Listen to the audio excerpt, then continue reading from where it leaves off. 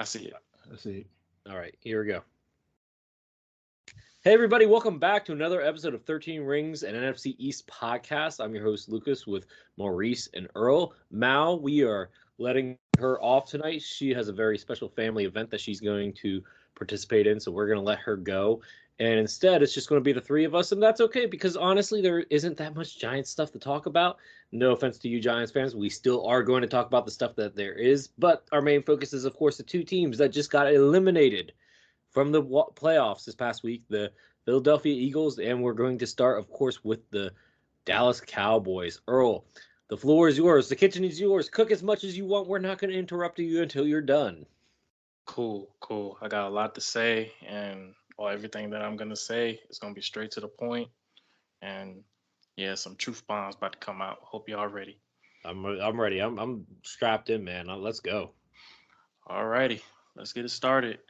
The Dallas Cowboys played the Green Bay Packers in Super Wild Card Weekend.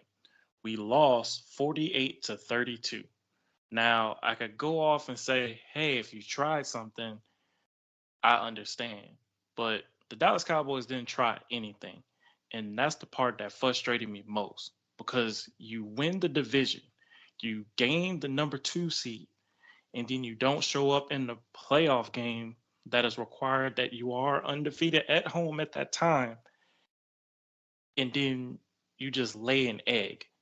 This made no sense to me. I really couldn't figure out what was going on with the team and their psyche, as well as their progression through the game. I've seen this before. It's nothing new. I saw this in the 2021 wild card game against the 49ers when that started that demon for them beating us at home. I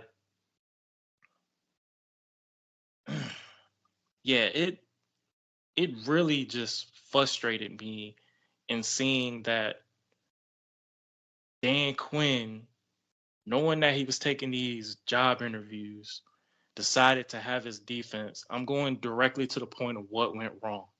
Because the only thing that I have written down, everything.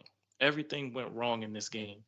The coaching on both ends, front office politics, made no sense.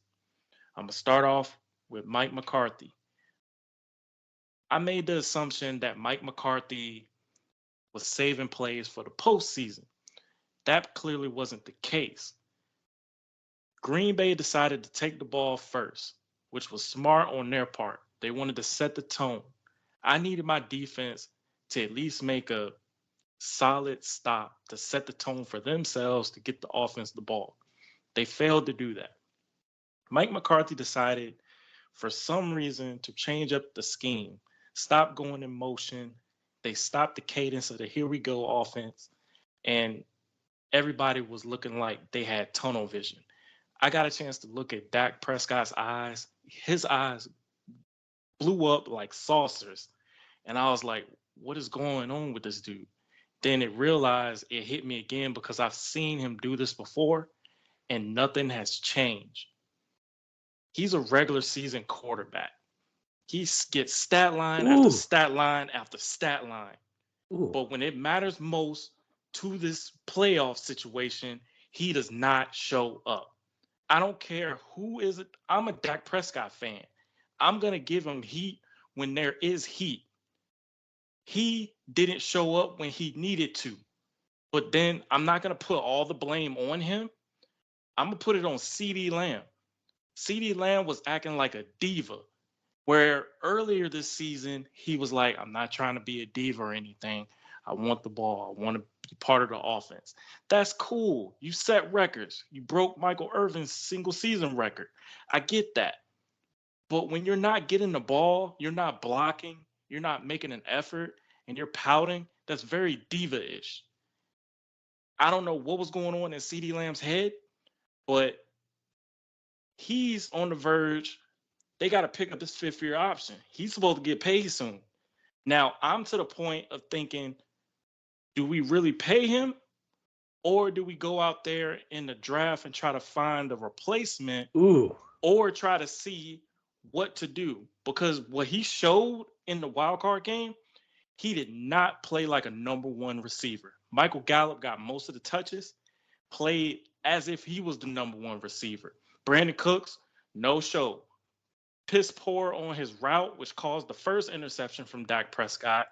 And then Dak, realizing that they're hanging in a coverage, knowing that he's going to throw slants.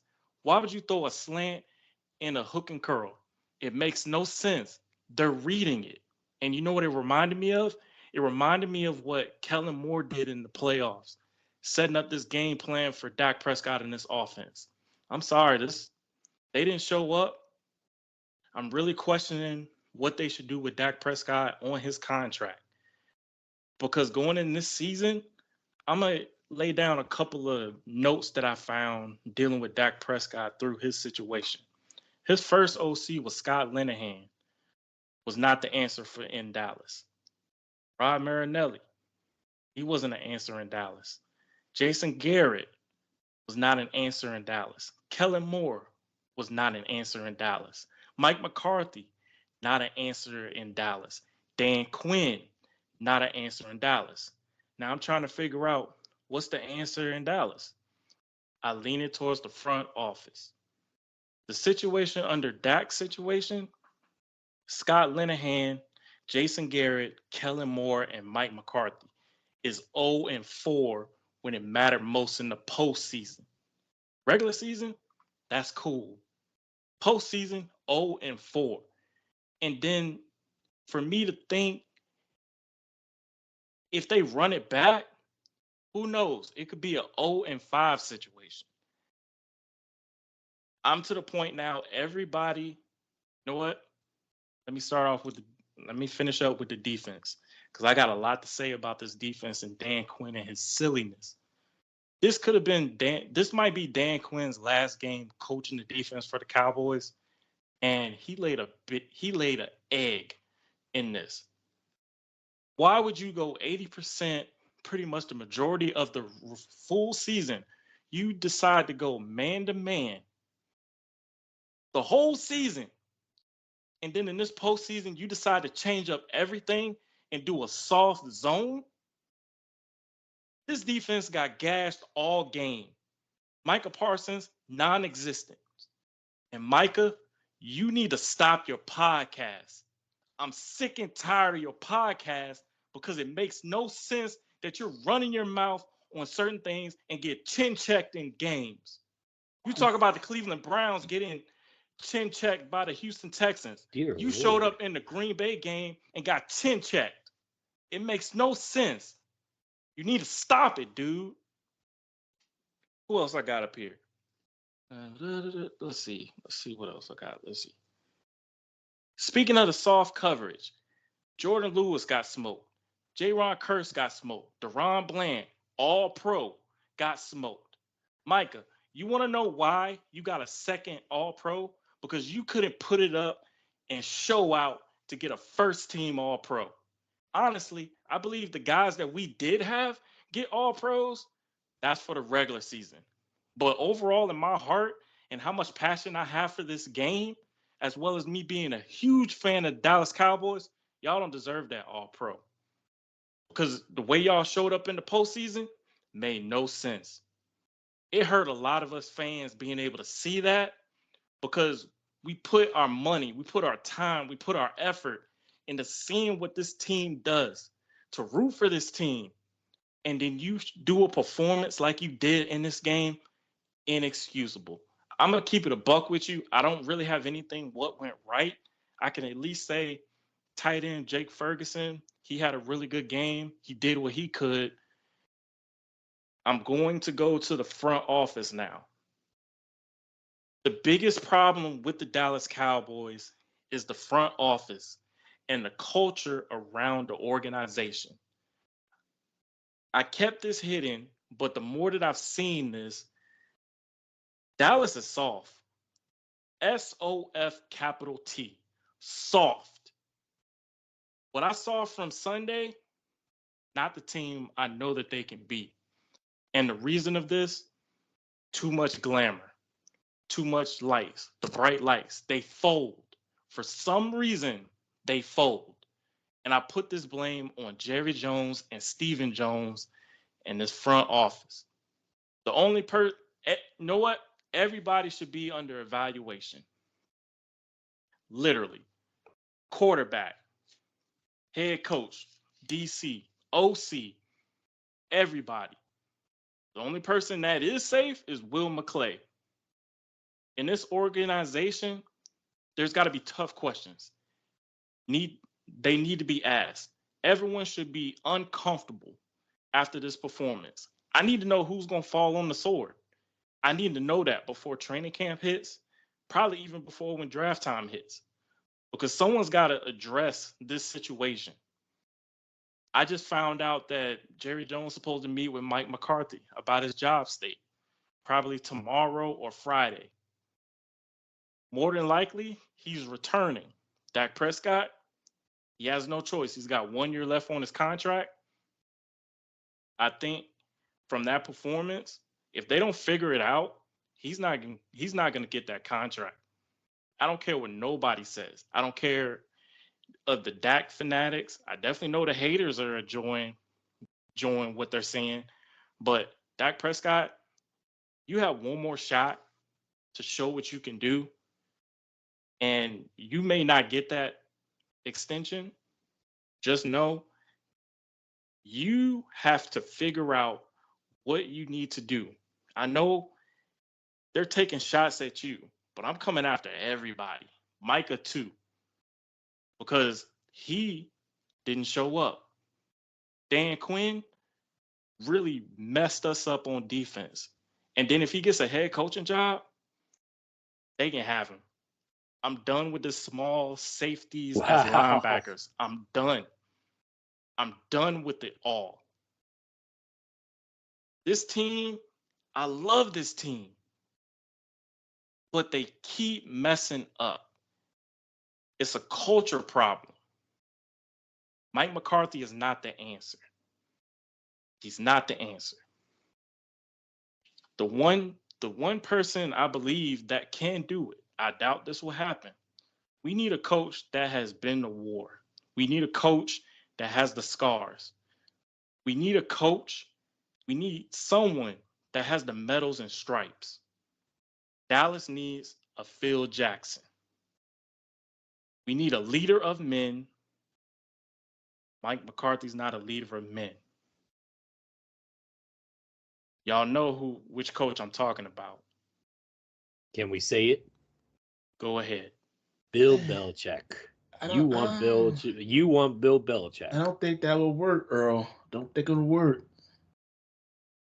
He's the only one that I believe that has the diplomat that can shut down this Hollywood team, the Hollywood Cowboys, because nobody respects the Dallas Cowboys. I got a chance to see a soundbite of Aaron Jones during the game saying, Dallas is front runners. They soft. We got this. I'm going to run all over this team. It was a point in the game I saw Jair Alexander push CeeDee Lamb in the back and he did nothing. My guys are soft. I saw that play that you're talking about. Yeah, I saw that. I was like, really? He did nothing? Nobody respects the Dallas Cowboys. It's out now. We're pretty much the laughingstock of the league. And I can't back them up for this. I can't back up their performance. All I know, we need a leader of men to run this team. Mike McCarthy is not it.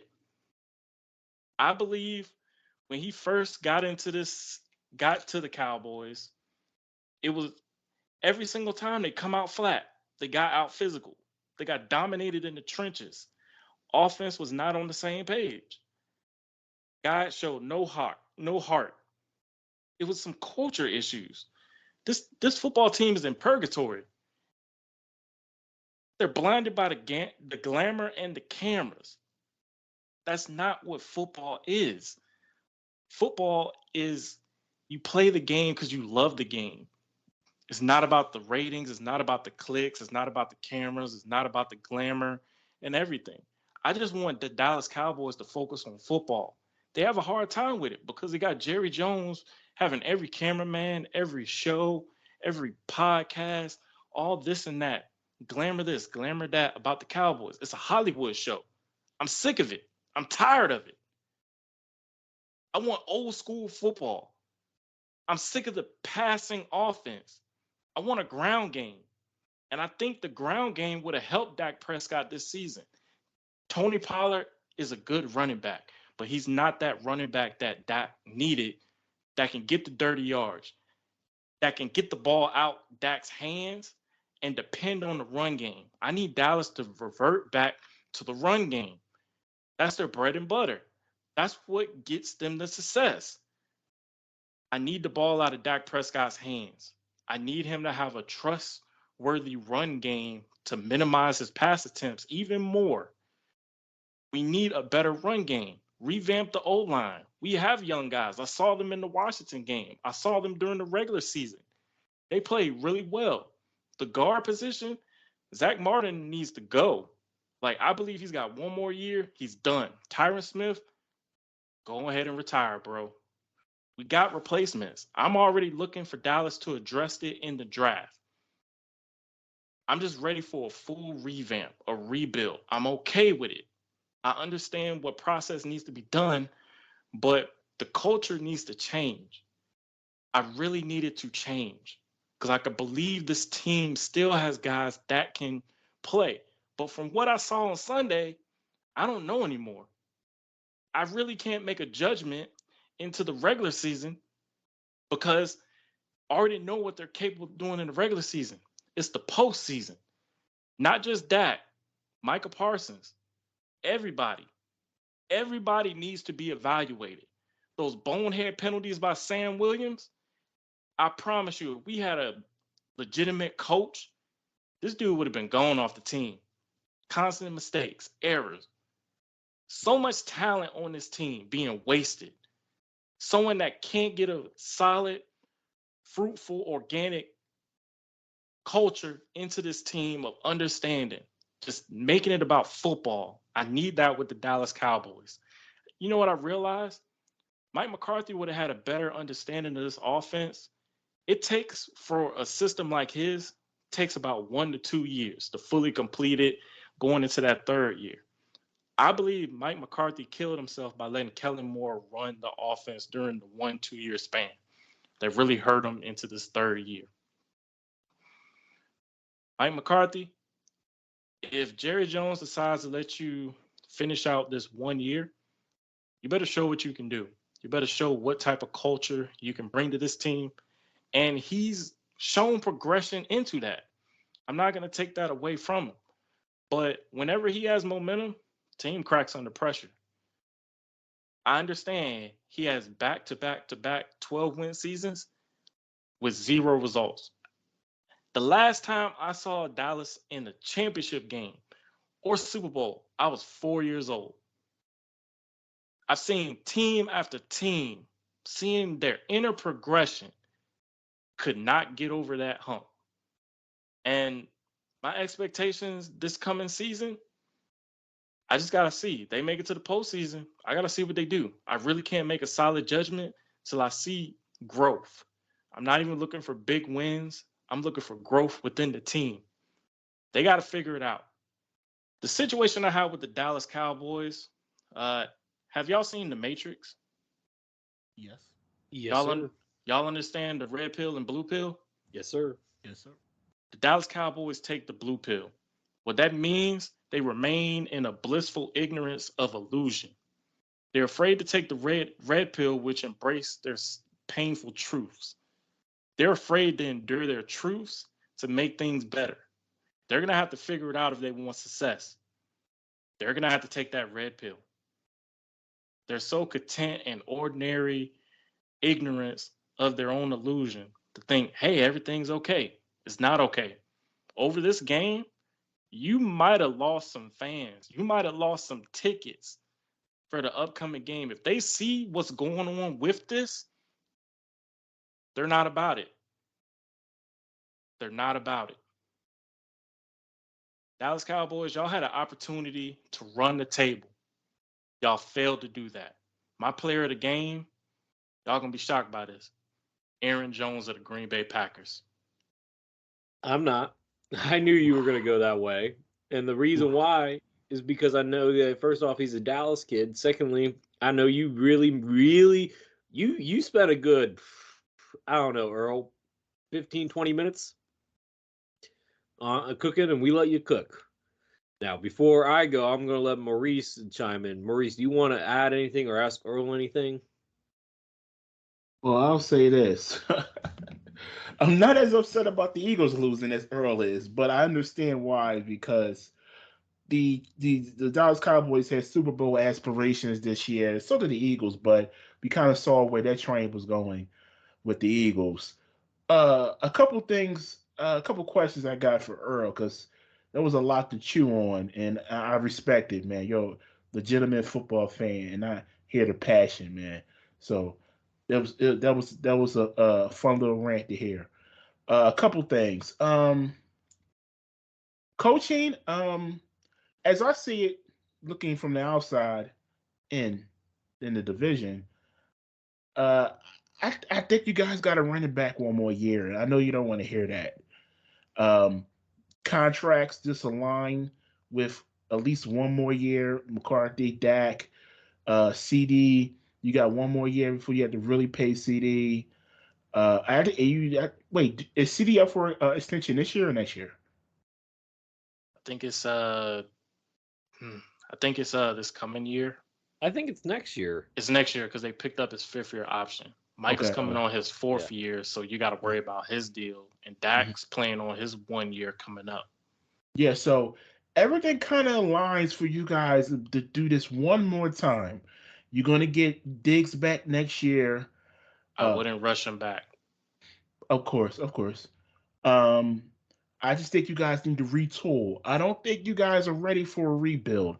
I don't think you guys are going to do a rebuild with Jerry Jones being in his 80s. I don't think he's just simply not going to allow that. Um, I know you like Belichick. Bill Belichick I didn't say I like Belichick. I'm looking at what they Dallas need. needs. I need a Hollywood shutdown. You need a hard nosed, tough, get in your face coach. Right. That'll shut down the media and that will tone everything down. Will keep each player accountable, especially Micah. Because I believe if Belichick would have been the coach at Dallas, Micah wouldn't have a podcast. He wouldn't let himself talk about different teams. That's not how it works. Yeah, Micah is too friendly with these other players, and they're clowning on him because they know we ain't his friend. It's a joke. yeah. Before you go, Lucas, it's and I know he gets paid for his podcast. Salute. I mean, we're in a podcasting business too, so salute to him for that. But it's a lot of chatter for Micah, specifically this season, and it's backfired a lot. But going back to the coach real quick.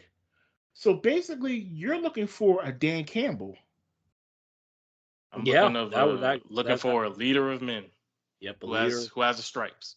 Yeah, Dan Campbell, maybe a Mike Vrabel. Will he fit the bill for you? That could work. Either Jim Harbaugh. Like I've seen him around. I think Jim's going to the Chargers, dude. Yeah, I believe so too. But I mean, I'm just looking at solutions. I'm looking at ideas because I'm looking for that coach that can fill that void that McCarthy really. I think he had it, but the Joneses snatched it away from him. I'll say this in closing and let Lucas go. And we're going to have many podcast episodes coming up during the offseason to talk about it. But I think you guys need to retool, get yourself an upgraded running back. Like you said, they need to run the ball. Okay. Can I just pause 1 second? It's not like Tony Pollard's a bad running back. He was top 10 in rushing. He's not.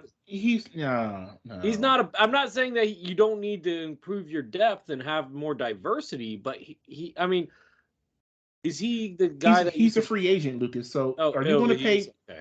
Are you going to pay Tony Pollard? They paid him $15 million on a tag. Ooh, I don't think they're going to pay because it's going to double that this year, right? Exactly. They're not bringing him back. Okay. Yeah. You need to upgrade running back, and you need another guy in the interior of that defensive line, and I think you guys will be okay. I think, linebackers, of course, I think that's a big deal. I think offensive line is an underrated big deal. Skill positions you can always look to upgrade. Except for tight end, I don't think you guys need to do that. Look, Earl, me and you've talked a lot. I'm okay with, Bill Belichick going to Dallas. It kind of feels like a Bill Parcells thing. And, I know Bill Parcells and Jerry didn't, clashed heads, but when Parcells was there, you guys did have a lot of success. Like the very few success that you guys had. I remember that. Yeah. Because they were butt heads.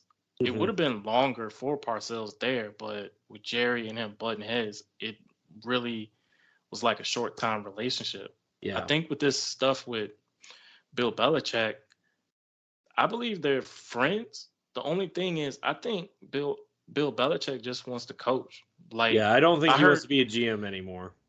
I heard this like nugget of an interview that Belichick did talking about the Cowboys.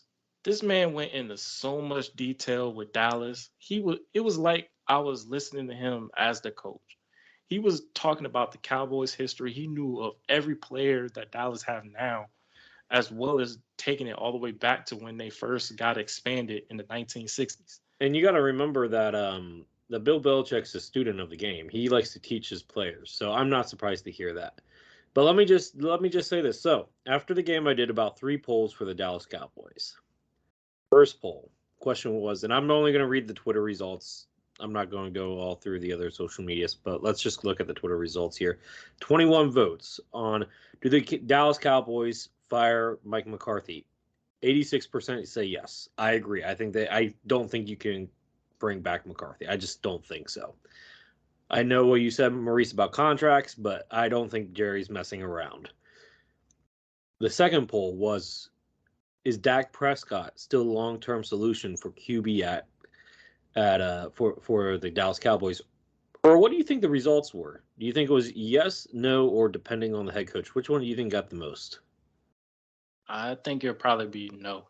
The answer is no. 75% of 76 voters said no. They've seen it. This is it going in his 9th season, and it seems like it's a repeated cycle with him. And my mindset, my coming to terms, I don't think he's the quarterback that can get us to the Super Bowl.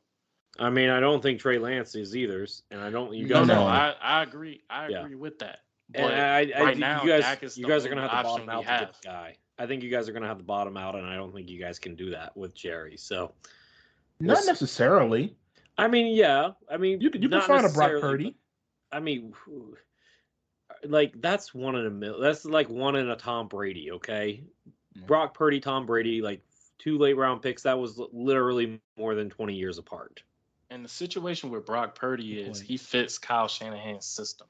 Yeah. Now, I think if he was in another system, I don't think it would work as well. It fit perfectly for them in the system that he goes, especially with his positional guys. So he's in a very comfortable spot.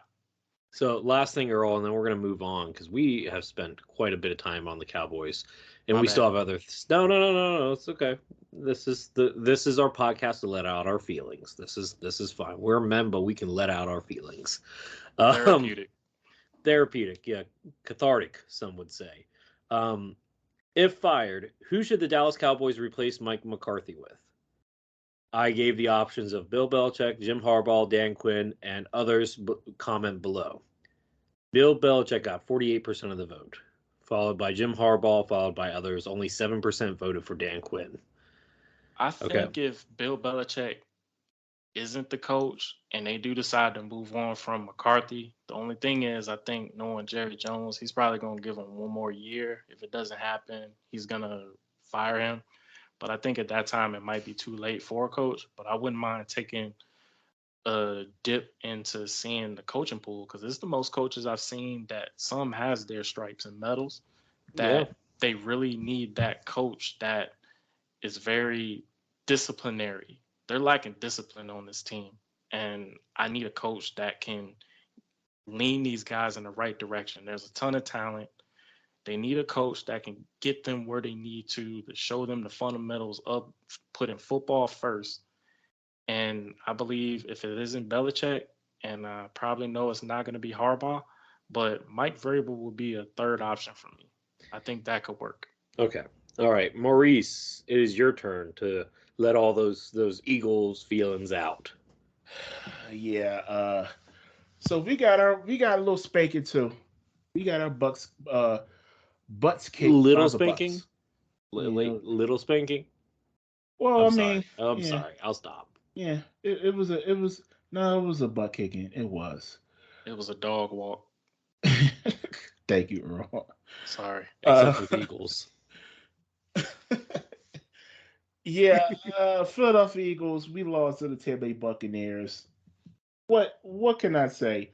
Last week on the podcast, I was being a homer, as I should have been, and I thought the Philadelphia Eagles would turn it around and play in the playoffs and win. Well, that didn't happen. It's pretty much the same story that's been going on with this team for the last 5 weeks, 5, 6 weeks. Undisciplined football, the poor X's and O's, terrible game plan. You just scratch your head if you're a football fan, not even an Eagles fan. If you're a football fan and you're watching this team play football, you're asking yourself, what the heck are they doing during the week for them to come out so unprepared? Like I said, and I've made this case many times on this podcast. Defense, the lack of talent. We just don't have enough talent, and it showed. I mean, we were just going up and letting the Buccaneers go up and down the field. And mind you, Baker Mayfield, he's not the most elite quarterback in the world, and he's okay. But he looked like a great quarterback against the Eagles defense, and that's pretty much every quarterback who's played this defense over the last 2 months, including Sam Howell. Every quarterback. Hey now. No, I'm Let's giving him praise. I'm actually giving him praise here because okay. he looked great against the Eagles defense. Tyrod Taylor looked good against the Eagles defense. He passed for 300 yards. Everybody looks great against his defense, and like I said, it really comes down to talent for the Philadelphia Eagles on the defensive side. Um, Whoever you want to blame for the demotion of Sean Desai for Matt Patricia, from various reports, it really came down to Nick Sirianni, the head coach. That's one strike against him. As I continue to go with Matt Patricia, the defense got worse. The defense looked worse with Matt Patricia. Now you ask yourself, why would a coach change coordinators towards the end of the season and the players have to learn a whole new scheme? How does that work? How do you do that on a contending team who was the NFC championship champions of the season before? I don't understand how do you do that. So that was one strike against Nick Sirianni. Second strike against Nick Sirianni is he's brought in a lot of these coaches who have pretty much failed this team and the players this season. Now I go over to the offensive side, and I talk about Brian Johnson, the offensive coordinator, who has ties to Jalen Hurts and his father, which is the reason why he got the quarterback coach position last season, well, 2 seasons ago, and he got promoted with the exit of Shane Steichen. He got the promotion to be the offensive coordinator. A coach who doesn't have any experience at calling plays got the position to be the offensive play caller for a team aspiring to be a championship Super Bowl champion. How does that work? Who made that decision? Nick Sirianni. That's strike two. Now, throughout the season, Nick Sirianni wanted to interject himself as a play caller, and he didn't take the position of play caller, but he made play calls during games and opportune times. Has it worked? Well, we don't know play by play, but as we saw throughout the season, this offense did not look the same as it did last season. Jalen Hurts did not look as good as he did last season. The receiving core didn't look as good as he did last season. Now they did have good stats. Both Devontae and AJ had 1,000-yard receiving, 1,000-yard rusher, and then we had a good offensive line. But with that said, we had enough talent with Dallas Goedert at tight end. We had enough talent to be a top 5 offense, at least top 5, and we did not come anywhere close to that. Who we put that blame on? Nick Sirianni. Now I'm not leaving Jalen Hurts to be. I don't leave Jalen Hurts here at all. Jalen Hurts did regress this season from last season. He was MVP candidate last season. He did regress. But I do have faith in Jalen Hurts to right his wrongs and fix his issues during the offseason. Those wrongs are, pre-snap, reading defenses pre-snap adjustments, figuring out blitzes, reading the blitz pre-snap. Those are fixable issues. And quite frankly, those are fixable issues during the season if you have the right coaches in-house to do so. So, like I said all season, the offense really comes down to coaching, the X's and O's. As we've seen, if you guys watched the playoff game, they were blitzing. They were sending 6 guys at Jalen Hurts. And as I said last week, and there's clips of it online, I knew Todd Bowles was going to blitz Jalen Hurts. We all knew that. Obviously, the coaching staff knew that. Were they prepared for it by what we've seen from the game? No. Whose fault is that? So when you take everything into account, and I didn't even mention the fact that Jalen Hurts is throwing on third down. It's like 3rd and 3, and why are we passing the ball 25, 30 yards down the field? I don't know. Why is there no one in the middle of the field on a 5-yard slant or anything like that on a blitz? Why is everything outside? Why is every receiver on a go route?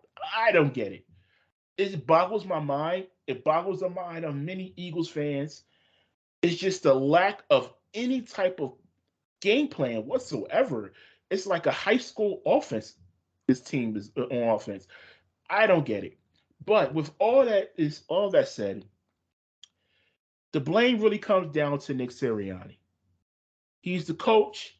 He's the person who brought these other coaches and coordinators into the positions they are, which they had failed. A lot of the blame goes on him. Now, I do think they will change coordinators on offense and defense this offseason. But from all the reports I've seen, I think Nick Sirianni is coming back. In the grand scheme of things, I think that's the right decision if they get the right people underneath him to do their jobs the right way. You lose a lot of stability in this franchise where you continuously shuffle head coaches, and optically it's a bad look. We just coming off, Doug Peterson, and he was fired 3 years after the Super Bowl. This team went to Super Bowl last season. I don't think it was. Maurice, I have to interrupt. Adam Schefter just quoted that Dallas is not making a head coaching change, and okay. Mike McCarthy is returning for 2024. Earl, your reaction? I had a feeling that would happen. I'm surprised. I think they're gonna roll with his 1 year left on his deal, and I think everything's gonna be 1 year deals. They gotta prove it. If not, there may be a change. But I know some Cowboy fans aren't gonna be happy about it. I wouldn't be. Tell me about it. Like, I'm not gonna take too much time, but yeah, I had a feeling it would happen. Just one more time, but if there's no inner progression to it, I mean, they'll be missing out on some very veteran coaches that have stripes. And I just think one more thing on it, Belichick. I think Jerry Jones and Belichick could work while Jerry Jones is being humble right now. I don't know. We'll see. But sorry, Maurice. I didn't mean to cut you off, but that literally just came across my phone. Yeah, just and like I said, he's got one more year, and comparatively for the Eagles as well, I think Nick Sirianni has 1 year left. Yeah, I agree. Yeah, but I mean, all the wrongs that this team has had during this season, I think are very fixable. I think so too. I If you think have the right leader. the difference between the Eagles and the Cowboys Ooh. is we have a stable franchise. Oh. And this is no dig towards the Cowboys. It sounds like a dig. No, let me finish. Let me finish. Okay. Don King, let me finish. It's confirmed like a Don King burner. I think the difference between the Eagles and the Cowboys is we have a stable franchise, and we just have to bring in the right people. I think what the Cowboys have the talent to be successful. They just need and boy, it sounds like I'm digging at Jerry Jones because I think Jerry Jones is a big problem on that franchise. I think he needs to step aside. Oof. Do you agree or disagree with that, Earl? Couldn't agree. He's the problem. That's why I said Hollywood Cowboys. He created that. I'm looking for someone to shut it down. Yeah, I mean, just think about this. We talk about Jerry Jones all the time. Do we ever mention Jeffrey Lurie? Ooh. That is a good question. Usually, if you're talking about an owner in the NFL, it's not usually for a good thing. Yeah, so I mean, the Eagles have the stability. I think it just comes down to X's and O's with this team. We're bringing back all of our talented offensive players. All of them are coming back. Nothing's going to change. Are we sure AJ Brown's coming back? I've seen things on Twitter to suggest he's on the contract. He's on the contract. He might ask for a trade though. I don't think so. Okay. I don't. You got to remember too. He's like his best friend is Jalen Hurts. So, we're gonna bring back everybody, with the exception of one person. Now it's been unconfirmed. He hasn't confirmed it yet, but I think this was the last game for our center. Oh no, he's confirmed it. Oh yeah, he retired. Yeah, he's the retired. day after. Yeah, he announced it yesterday. Yep. Okay. Yeah. Oh, I didn't hear that. Because what you do? You supposed how we hear about that and you don't? I listened to his podcast with his brother Travis. Dude, Kelce. he got choked up about it when he talked about it on his brother's podcast. Yeah. He said he was going to make the decision when the time came. No. He announced it, dude. He announced it. Yeah. ESPN, like Adam Schefter reported it that night too, dude. It was the day before you got the word that he planned on retiring. We will get back to this one. Because he's like, no, I made a poll about it because he's retired. No, I made a poll about it, dude. When we'll get to that. When I heard it, and I heard some of the podcasts before we recorded with his brother Travis, that he will make his decision when the time comes, but he has not confirmed it. Just because Adam Schefter reports it. Okay. Just because Adam Schefter reports doesn't make it, factually true. I don't know, man. Shefty's like the Adrian Wojnarowski of football. Okay, we'll get back to that. Oh, okay. So apparently, let's see. He didn't announce his plans on purpose, but will share the decision on retirement in the future. Okay, This is what Schefter said. Six-time All-Pro and future Hall of Famer Jason Kelce told his Eagles teammates on Monday night post-game locker room that he is in fact retiring, per league sources. It didn't come from him. So, yeah. Per league sources. It didn't come from him. So it's nothing like set and confirmed.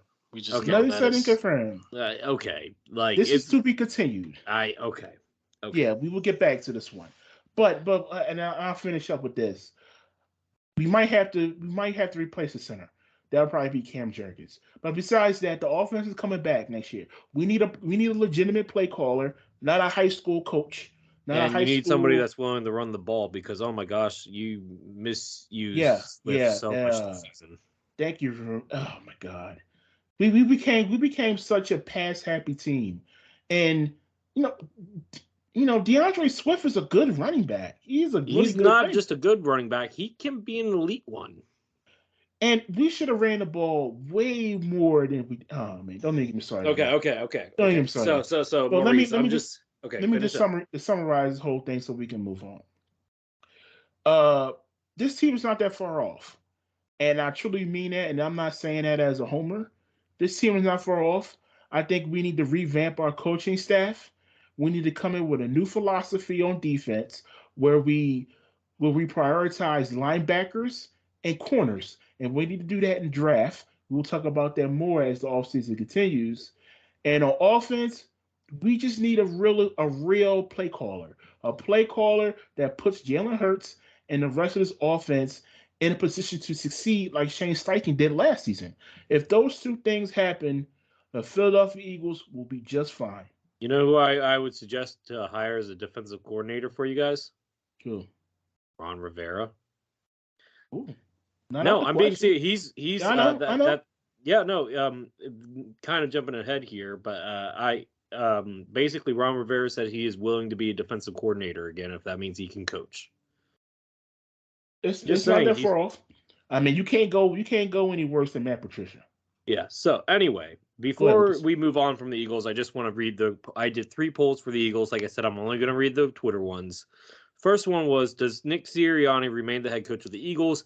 85% of 66 voters said no.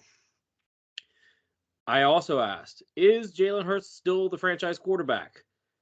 20 people voted, and it was a split 50-50. Interesting. Last one. That's interesting. Yeah, that is interesting. I think so. And then last one was 52 votes. And the question was, is Jason Kelce the greatest center to ever play football? 63% said yes. That was shocking because the question was a bold question to ask because he's at least a top 5, right? Like he's at least a top 5. Can we agree that? I would say top 10. Off the top of my head, I can't really think of like all the great centers in NFL history, but it was a bold question to ask. I mean, if you'd ask, is he a Hall of Famer? Yeah, sure, he's a Hall of Famer. Oh yeah, that's an easy question. That we don't ask the easy questions all the time. We ask the bold questions. That's what makes us different here. The bold questions. But if he does call it quits, he's had a great career. Jason Kelce is one of the top 10, maybe you say top 5 greatest Philadelphia Eagles of all time. Top 5. Ooh, that's a top 10 I get. He's a champion, multi-time All-Pro, and the city loves him.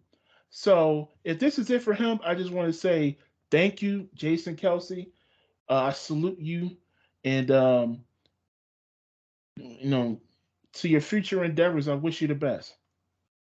Yeah, I know I'm a rival. Definitely would say Jason Kelce had a great career, and you were that dude. So respect. Yeah, look, I mean, as a guy whose team had a all great offensive line back in the 80s, I can respect what a good elite offensive line can do, and Kelce was definitely the anchor for that. Yeah.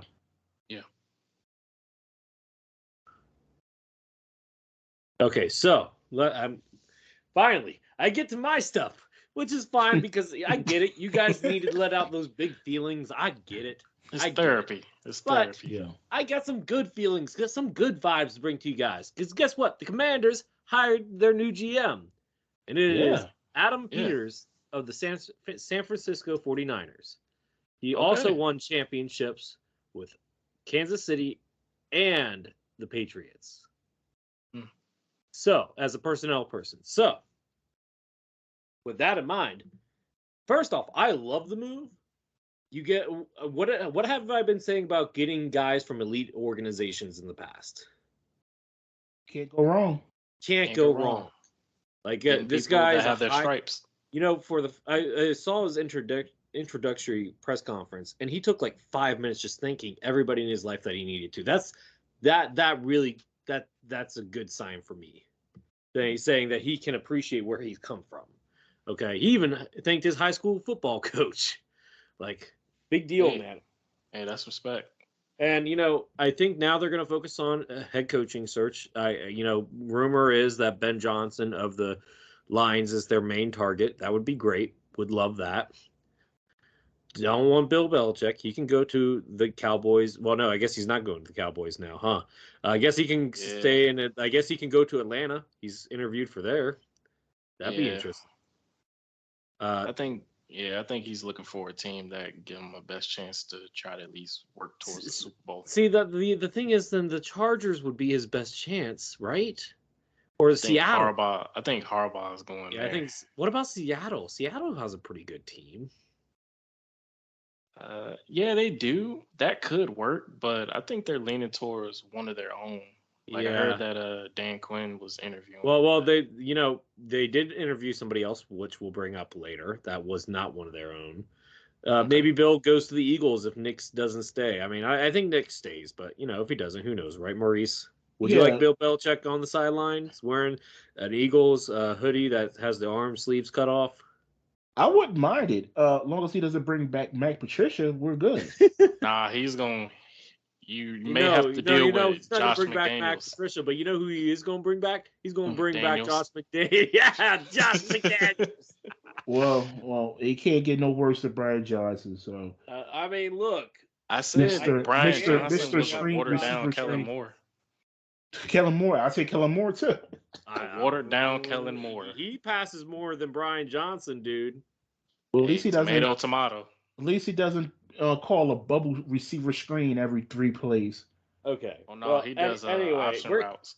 Well, how we talk about your teams when it's supposed to be my turn? All right. Go ahead. Sorry, my bad. Go ahead. No, you're good. You're good. So besides that, I've already mentioned Ron Rivera willing to be a defensive coordinator. I think he'll get a job as a DC. I hope that works out for him. He's a good guy. He deserves it. If he wants to coach, he can coach as a DC. I think he's done as a head coach, though. That being said, the other thing that I want to talk about here, and you guys know I posted it on our Slack feed last night, is the beef between former Washington head coach Jay Gruden and former franchise quarterback RG3. The funny thing about that was the conversation started because of the Eagles. Yeah, I know, right? That's wild. Yeah, it was great. Okay, so let me see if I can pull this up real quick, guys, because I got like 1,000 things going on my phone here. But let me pull this up. But essentially, this was during the Eagles game, and Jay Gruden was criticizing the Eagles coaching staff for putting Jalen Hurts in situations like that, right? I think that's essentially what happened here, right? So RG3 retweets it with a picture of him holding his glasses, like leaning down towards the tip of his nose, looking at the camera, saying like, "Say what?" And his comments like, "Say what?" And then Jay was like, the account that says it might not even be the real Jay Gruden, guys. Like, who knows, right? With so many fake accounts, with the blue check being sold now, who knows? But assuming this is the real Jay Gruden, because who knows? He said, "You weren't prepared, Robert." That's weird to call him Robert. That's weird. Okay. And then the other thing is, and then Robert, RG3, I called him Robert now. Dang it, Jay. Anyway, RG3 responds with, "You told me you didn't know how to coach a QB who couldn't throw and run like me. So looks like you weren't prepared, Jay." That like, it's a picture of RG3 wearing like the little headgear stuff for an in booth thing. It was funny. It's there funny. Was Look, no response after that, was it? Even if that's not the real Jay Gruden, that was definitely the real RG3 responding to that. That's definitely, look, you know what? I'll say this about RG3's time. It's true that Shanahan ruined his legs. But any confidence that RG3 might have had afterwards was ruined by Jay Gruden and chances of being a starter, because what Jay put him through that year, getting sacked the most times, was just ridiculous. So the second ACL is what really ended it, really. Yeah, that too. I don't know. That was fun. That was a fun little tidbit there. So anyway, do you guys have any thoughts on Adam Peters? Any thoughts on who he should target? Well, first of all, you guys are in the right direction. I think this is a great hire. I have no clue who your coach is going to be. Yeah. It's not going to be Eric Bieniemy, which is sad because No, I think he's supposed to be part of the search. At least that's what. Is he going to maintain offensive coordinator? Probably not. If Yeah, he probably doesn't not. get hired, he's probably not going to be. They're doing him a favor. I think he needs to go back to Kansas City. Well, he won't be the offensive coordinator. Who's the OC there now? I think it's Matt Nagy. Oh, he's going to get back from there. Nagy. Yeah, he'll go back there because they had a better offensive scheme with Bieniemy there. Yeah, Bieniemy just worked better with Patrick, that's for sure. Yeah. Some coaches only work at certain places, and maybe Bieniemy's just best with Andy Reid there. Who knows? Yeah, when you got a quarterback like Patrick Mahomes, everything is a little easier. Well, when you're a pass-happy coordinator and you have Patrick Mahomes, everything's easier. Yeah, so I have no idea who you guys' coaches are going to be. It's going to be interesting to find out. I'm gonna take a shot at it. I think it might be depending on how the Lions do. It might be the OC. Yeah, so Ben Johnson. Ben Johnson or Bobby Slowick, the OC at Houston. I don't want Bobby Slowick. He's a one-year one. Or you probably could do Mike Vrabel. I wouldn't mind Vrabel. I wouldn't. I really wouldn't. I think he would be a good choice. I don't think he's coming to DC, though. I think they want to start fresh with new talent. And to be fair, that's kind of what they did when Josh Harris restarted things in Philly back at the beginning of the quote-unquote process. Maurice knows what I'm talking about with Sam Hinkie and Brett Brown. They were both inexperienced as top guys in their respective positions. So I think that's probably what we're going to do here. Maurice, did you want to add something? I'm just. It's going to be interesting. I think you guys will add maybe like you will elevate someone who's either from the college ranks or in a coordinator position as a head coach. I don't want a college coach. Give me a coordinator. Give me somebody that's been in the NFL. Don't give me a college coach. I don't want that. Okay. Yeah.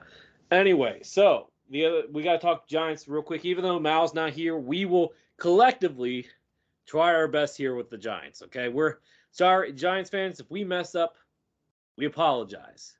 There's not too much that's happened since last podcast with the Giants. I don't even think they've hired anybody yet, as far as I know. Now, I know there's been some rumors, but I'm not going to touch on that because I don't know enough about the Giants to really touch on that. But what I will touch on is two things here. First off, did you know that you guys know Odell Beckham Jr., one of the greatest wide receivers in Giants history, right? Yeah, on the cover of Madden. Yep, he blasted the Giants recently in a podcast. Oh, really? Yeah, let me just read you the quote here. Now, I'm not going to be able to read all of it because he does use some profanity, so I'll just say expletive. But you guys can probably figure out what he's saying here. All right, so I'm not great at reading while talking out loud, so forgive me if I mess up, guys.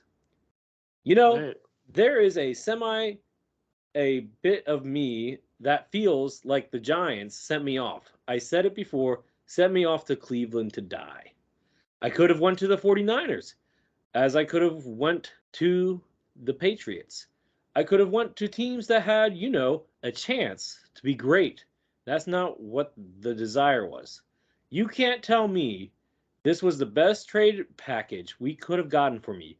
Your desire was to, kind of expletive me over a little bit. It's how I feel, I feel like I was being wasted as well. Like the stats is cool and expletive, but like when you lose, it doesn't feel like, okay, cool, I got 14,000 yards, 1,400 yards. Sorry, 1,300 yards, 1,400 yards. This many touchdowns, was like you lost. So, what are your guys' reactions to hearing that? I'll take a shot. Go ahead. Take a crack at it. Okay. When he's saying that they left him there to wanted him to die, means they did not want him to have any success anywhere else. Yeah. They wanted to put him in the worst situation possible, where it's funny how that works. Wasn't that Baker's rookie year too? His second year, I believe. Okay. Second year. I think it worked out in a way for him because he ended up in Los Angeles with the Rams, and then he does have a ring. But it just shows that there's people that'll try to lowball you, but they show how hard you work towards something to get there, and you still ended up in a successful spot.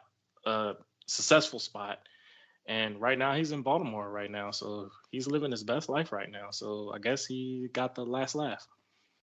Maurice, anything you want to add?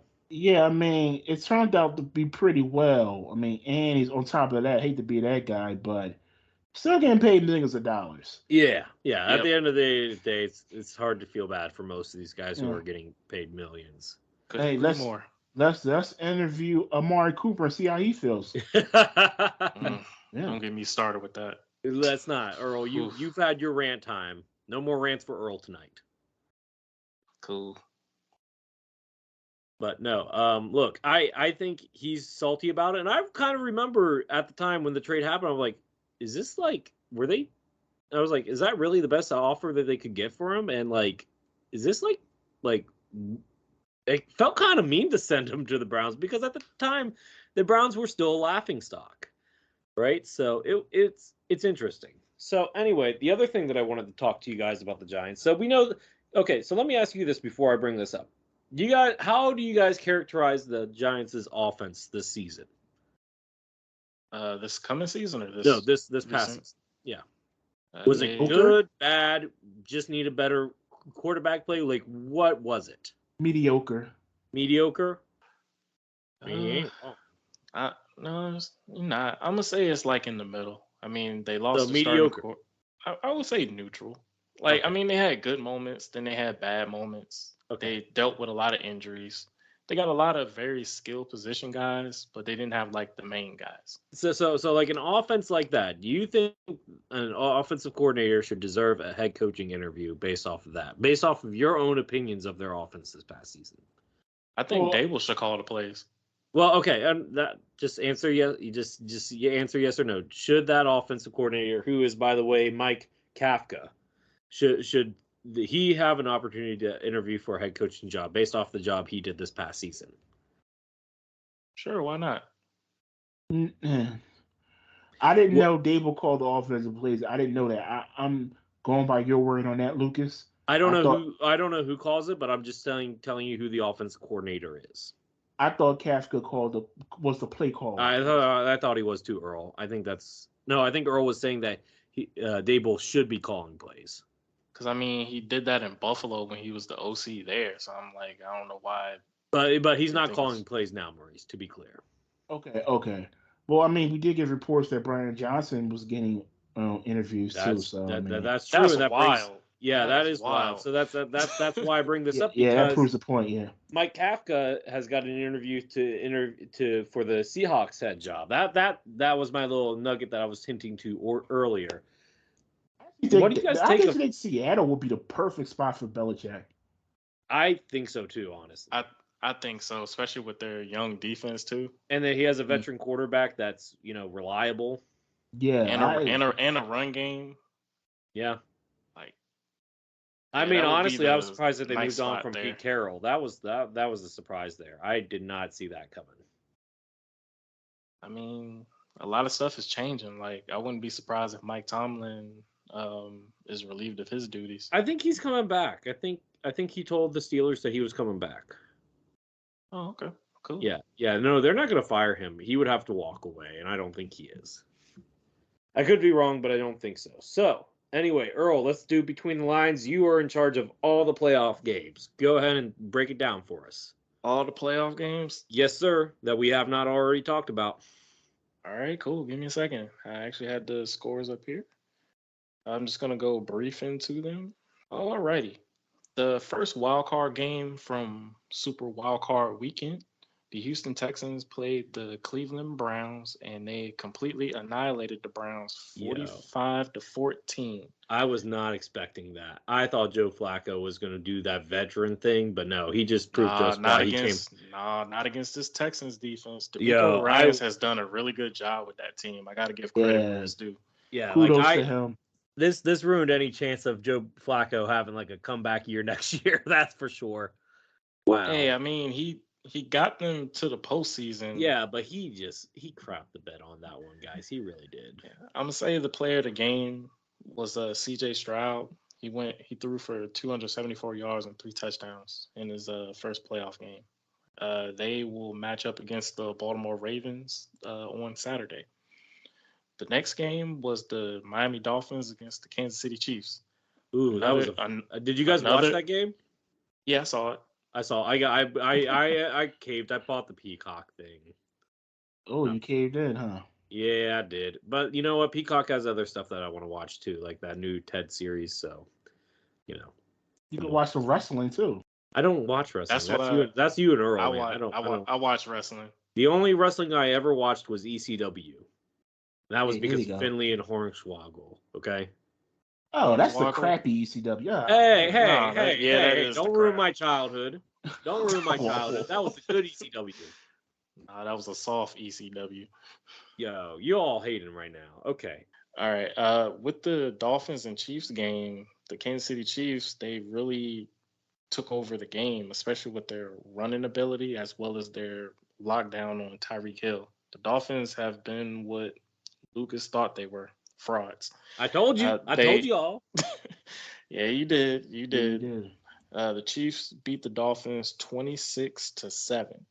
And the Chiefs advance to the divisional round where they go up against the Buffalo Bills. On the road for the first time in Patrick Mahomes' career. Yes. And I know Earl's going to be rooting for the Bills. Yeah, I have appreciation with the Bills Mafia. I kind of got adopted into it. That's going to be a very good game. Mm-hmm. Yeah, I might jump through a table. Who knows? Jump through Earl? Why? It's you know what? It's Mafia a Lauto's house. It's a Lauto's house, so I ain't even going to.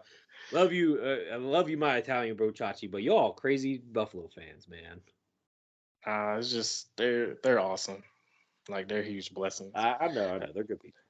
The Buffalo Bills, they played the Pittsburgh Steelers. They won 31-17. I got a chance to see this game with the Lautos, and just seeing how the offense for Buffalo played, they did a really good job. Like Josh Allen, he protected the ball. He ran a 52-yard touchdown. He threw for 203 yards with 3 touchdown passes. Yeah, that's going to be a tough environment with the Chiefs going in there on Sunday. And I got a chance to see the fans throwing snow. Like, I was like, man, I want to throw snow with them. The next game I thought was one of the best games during the wild card weekend was the Los Angeles Rams against the Detroit Lions. That was a good game. Yes, it was. Like, I really enjoyed watching that. The only good NFC game, actually, to watch. No offense, guys. Hey, everybody's a critic. Well, it's honest. Hey, you know what, Lucas? You know what, Maurice? Our teams made the postseason. Look, I mean, it was pretty clear early on that my team was gonna be pretty bad. So, I mean, look, I was just like, I said before Thanksgiving, hail to the process. So I understand, sir, but you want to take a shot? I'm gonna shut you down. I mean, okay, fair. I'm just saying. The Los Angeles Rams played the Detroit Lions. It was a really good game. The score was 24-23. Detroit, that was their first playoff game since first playoff win. First playoff win in a very long time. 1994? I was 3 years old, Lucas. 94, 92, something like that. I was either 3 or 4. I was either 0 or 2. Yeah, it was a really good game. Jared Goff, he got revenge on the team that drafted him, and it was a rough homecoming for Matthew Stafford. Jared Goff he threw for 277 yards and 1 touchdown. Amon St. Brown, a.k.a. Sun God, he had 7 receptions for 110 yards. And Matthew Stafford, he had a pretty good game. Like, he threw for 367 yards with 2 touchdowns. And Puka Nacua in his first playoff game, he had 9 receptions for 181 yards. Man, Puka's gonna be special. Yeah, they found a gem in him. Yeah, if he can stay healthy, man, he gonna put some records up on there, man. Truth, and I think just double check.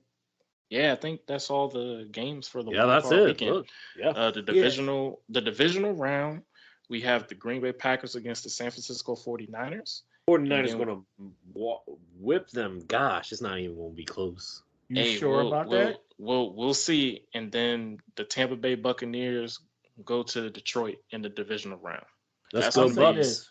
That's going to be a very interesting matchup. You guys know that I got to root for the Buccaneers on that one. No, I know. You can have it. Yeah. The Well- AFC divisional round, we have the Houston Texans against the Baltimore Ravens. Ooh, that's going to be a fun one. And then the next game is going to be that everyone's anticipating, the Kansas City Chiefs versus the Buffalo Bills. That's going to be my game of the week. But kudos and congratulations to the Detroit Lions. Yeah. More so their fans. I mean, you saw shots of their fans crying because a lot of them. It meant a lot. I was about to say, them. some of them weren't even alive. Yeah, I know. This is the first time their team has won a playoff game. Just take that into account. I mean, we've all had successful franchises, but the Lions have had it really tough. So Yeah, the first playoff congratulations. win in like 30 plus, almost 30 years. Or if actually 30 91. years. 91. 91. Oh, 91. So like 33 years. Wow. Dang, I was born 91. I wasn't even a thought. thought of. It wasn't Yeah. even thought of. And Yeah, Mal, so congratulations I don't to even know what them. Mal was at that point. So,